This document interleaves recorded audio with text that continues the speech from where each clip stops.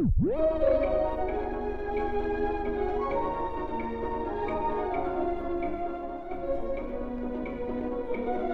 төвөргөнд Монгол шуудангийн тогтвол ил захидал маркийг дэлхийд анх удаа төвөгчл цуглуулсан Японы марк сонирхчдын нийгэмлэгийн ерөнхий захирал Мизухарагийн хувийн үзмэрийн нээлт боллоо.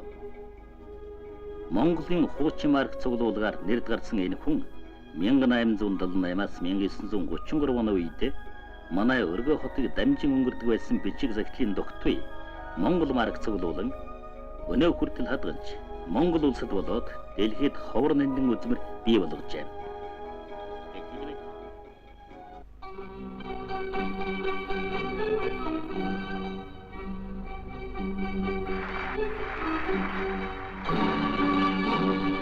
Японы өдрүүдийн үеэр хоёр орны соёл урлагийн нэрт сүтгэлтнүүд мэрэгжил нэгтнэгт уулзсан харилцан туршилгаа солилцсон хамтын ажиллагаа хөгжүүлэх хөлсөд өөрсдөөс нь шалтгааллах бүхнийг хийхээр амлацгаалаа.